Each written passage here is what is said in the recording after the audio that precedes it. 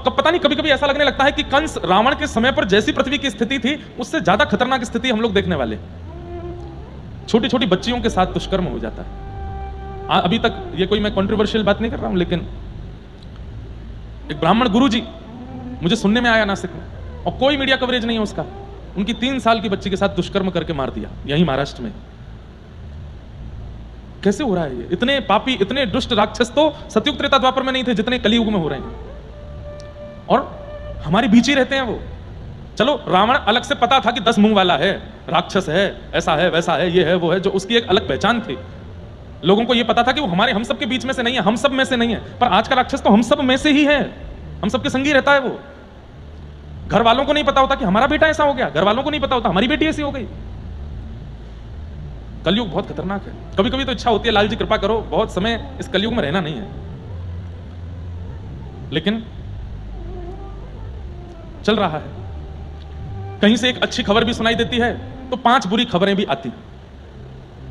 चैतन्य महाप्रभु के जन्म स्थान गौड़ देश बंगाल में अब जय श्री राम बोलने में किसी को दिक्कत नहीं होगी। जिन महाप्रभु जी की कृपा से पूरा विश्व कीर्तन कर रहा है, हरे कृष्ण कृष्ण कृष्ण हरे हरे, हरे राम राम राम हरे हरे, ऐसे महाप्रभु जी के उस पावन देश में, मतलब गौड़ देश में, भगवान नाम स्मरण करना बड़ा मुश्किल था। हमारी कथा हुई थी जनवरी में, तो वहां पर भी पूरा प्रशासन लगा था, बहुत भीड़ आती थी। कलकत्ता में पहली बार कथा हुई, लेकिन प्रशासन के लोग श्रोताओं को ऐसा समझते थे कि ये तो मारपीट से ही, कई माताओं को जैसे जगह नहीं बची है अंदर, तो उनके साथ व्यवहार में कोई कुशलता नहीं रखते थे, उनके साथ व्यवहार में कोई अच्छा व्यवहार नहीं करते थे। कई माताएं रोते रोते मेरे को पत्र लिख के भेजती, पुलिस वाले ऐसा करते हैं ऐसा। तो हम मंच से कई बार मैंने कहा भी, आप लोग सुरक्षा में हैं और ये सारे श्रोता हैं, ये वैष्णव हैं, यदि कोई विलंब से आया तो उसको पीछे बैठने के लिए समय जगह दे दीजिए, पर आप दुष्प्रचार, उसके साथ मारपीट तो मत करो, गाली गलौज तो नहीं करो। पर वहां सिखाया ही नहीं गया है कि वैष्णवों का अपराध नहीं करना चाहिए, भक्तों के साथ दुष्व्यवहार नहीं करना चाहिए, ये वहां सिखाया ही नहीं जाता है। संभवतः अब शायद हो,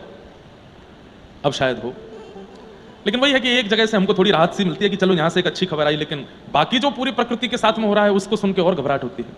इसलिए हमारी तो आपसे बस एक ही प्रार्थना, और तो कुछ कर नहीं सकते, भजन थोड़ा बढ़ा दीजिए, जितना अपने लिए करते हैं करिए, बाकी का भजन ठाकुर जी के लिए, ठाकुर जी के भक्तों के लिए और गौ माता के लिए कीजिए,